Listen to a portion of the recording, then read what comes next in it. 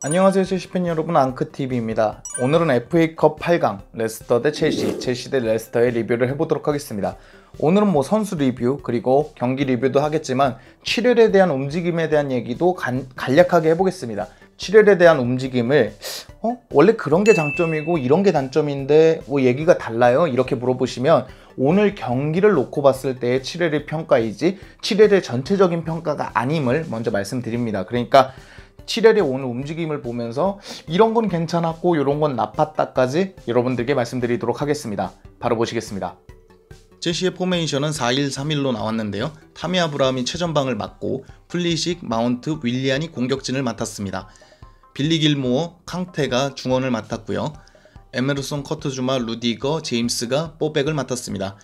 그리고 케파 대신 카바에로가 나오면서 전체적인 포메이션은 로테이션을 가져간 것 같습니다. 여기서 눈여겨볼 점은 길모어인데요. 캉테의 짝으로 길모어가 자주 기용되지 않았던 점에서 길모어의 활약상도 눈여겨볼 만할 것 같습니다. 중원 얘기부터 먼저 드려야 될 것 같아요. 전반전을 얘기할 때 중원은 캉테와 길모어가 나왔다고 보셔도 됩니다. 마운트는 좀 더 윗선에서 공격을 이제 돕는 역할이었고 길모어하고 캉테가 중원을 이렇게 마킹하는 느낌이었는데 캉테는 여전히 약간 끊어주는 역할, 그런 역할을 주로 맡았었고 길모어가 캉테를 대신해서 빌드업과 공수 연결고리를 하려는 그런 역할을 부여받았습니다.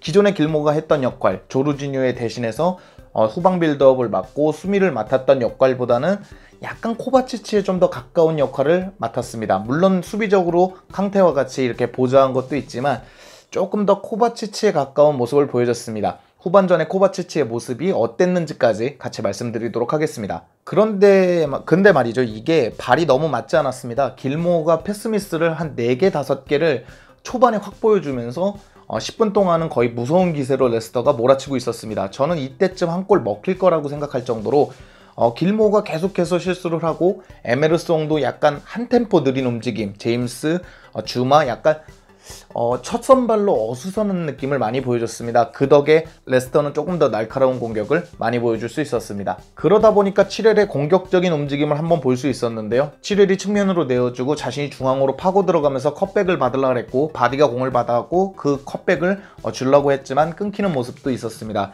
7월이 얼마나 공격적으로 잘 움직이는지 그리고 굉장히 속력이 빠르다는 것도 느낄 수 있었습니다. 오늘의 키포인트, 전반 키포인트는 길모어였던 것 같아요. 길모어가 이 공수에서 빌드업을 좀 가져가지고 롱볼 쭉쭉 뿌려주고 이런 느낌이 있어야 되는데 길모어가 헤매다 보니까 캉테 헤매고 후방에 빌드업 해줄 선수 없고 이 윙 양쪽 이제 양쪽 풀백이 공격적으로 전진하지 못하면 타미랑 윌리안, 마운트가 다 내려오게 됩니다. 플리식도 마찬가지고요.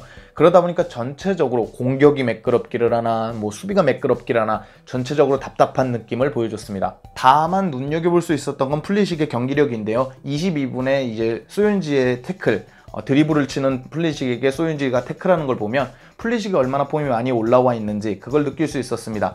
소윤지는 계속해서 타미를 마킹을 하고 7월이 올라가면은 약간 애매한 위치 때문에 생기는 공간을 다 커버해주고 있었는데 그런 소윤지도 파울로만 끊을 수밖에 없는 플리식의 그 활약은 굉장히 좋았다고 볼 수 있습니다. 28분에 나왔던 7월의 세트피스는 좋았습니다. 에반스의 머리를 정확하게 노리고 크로스를 올려주는 모습을 보면서 에메르송을 보다 보니까 7월을 보면 에메르송은 전진 패스라는 게 들어가는 게 거의 없었거든요. 계속 후방 백패스를 하고 있었는데 7월은 그래도 세트피스에서도 효과를 보여줄 수 있고 크로스에서도 어느 정도 재능을 보여줄 수 있어서 7월이 잘했다기보단 에메르송이 너무 못해서 7월이 되게 좋아 보이는 그런 역효과까지 나고 있었습니다. 그렇기 때문에 전반적으로 플리식 정도만 제외하고 나면 전체적으로 답답했던 타미도 윌리안도 공이 오지 않다 보니까 그냥 전체적으로 답답했던 경기력을 보여줬던 전반전이었습니다. 후반전이 시작되자마자 램파드 감독의 장점이 나옵니다. 아스필리쿠에타, 바클리, 코바치치 딱 안 되는 부위에 정확하게 투입을 해버리면서 빠르게 피드백을 했던 모습이 보여줬거든요.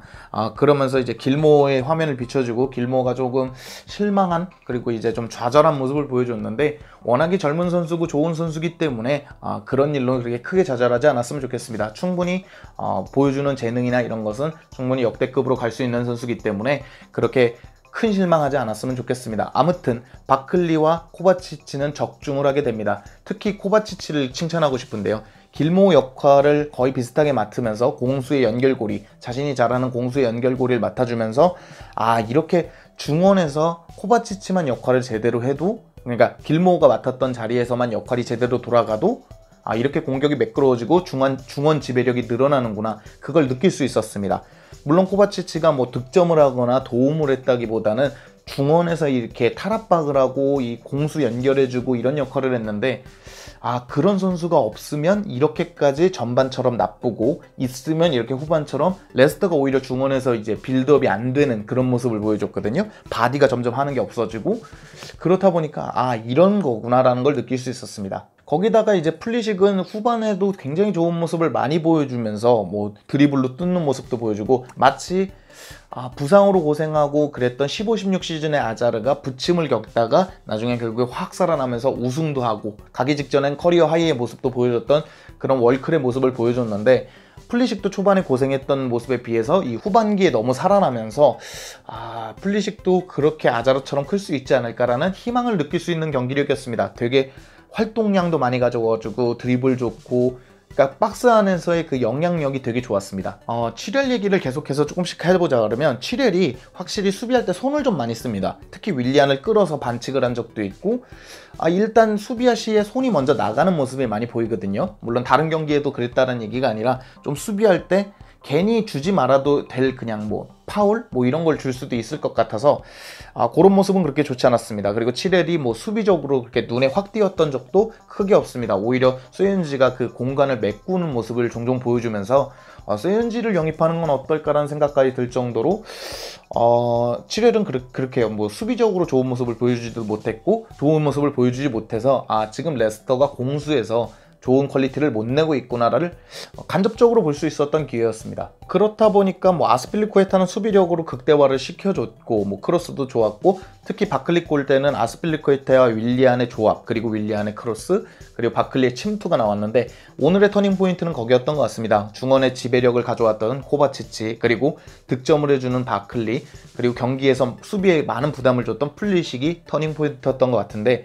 바클리는 침투가 굉장히 움직임이 좋았고 되게 여러모로 이제 바클리가 좀 살아나나라고 생각했는데, 조금 후반부로 갈수록 패스를 왜 그렇게 하나 싶을 정도. 그리고 특히 이제 역습 카운트, 자신이 끊고 역습을 때릴 때 그 치크 말고 페드로에게 줬으면 어땠을까라는 생각이 들 정도로 판단 미스도 조금 아쉬워서, 아직까지는 완벽하게 살아났다기보다는 살아나는 중이구나를 느낄 수 있었습니다. 그리고 이제 체력적인지 아니면 전술적인지 플리식이 나가고 윙의 치크, 윙크가 기용이 됐는데 여전히 그렇게 좋은 모습은 보여주지 못했습니다. 조금 소극적이라고 할까요? 부상 이후로 이 적극적으로 자신의 피지컬을 이용해서 뚫고 나가거나 수비와 이 몸싸움하는 거를 뭐 두려워하지 않았던, 전진 드리블을 두려워하지 않았던 치크 모습이 많이 사라진 것 같아서 조금 안타까웠습니다. 그리고 에메르송 얘기, 어차피 7렐과 에메르송 얘기를 같이 할 건데, 에메르송은 한 번도 전진 패스가 제대로 들어간 적이 없거든요. 제대로 크로스는 안 했던 것 같고, 전진 패스는 제대로 들어간 적이 없는데, 선수 자체가 하려는 마음이 아예 느껴지지 않는 경기력이었거든요.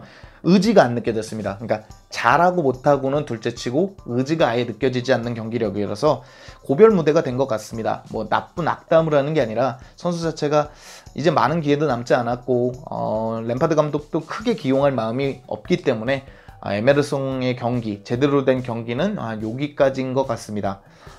전체적으로 그래서 7렐이 좀 더 좋아 보이긴 했지만, 7렐도 만약에 그 가격을 그대로 고수한다 그러면 절대 그 가격을 받을 만한 경기력을 보여주진 못했습니다. 그렇기 때문에 글쎄요, 7렐은 공격적으로도 수비적으로도 램파드 감독이 원하는 모습을 갖고는 있지만 보여주진 못했던 경기인 것 같습니다. 레스터가 한번 세게 몰아쳤던 그런 시간도 있었고, 한 5분여 동안은 레스터가 심하게 몰아치는 그런 시기도 있었는데, 전체적으로 이런 식으로 경기가 마무리되면서 1대0, 레스터를 1대0으로 잡으면서 첼시는 3연승을 가져갔고요.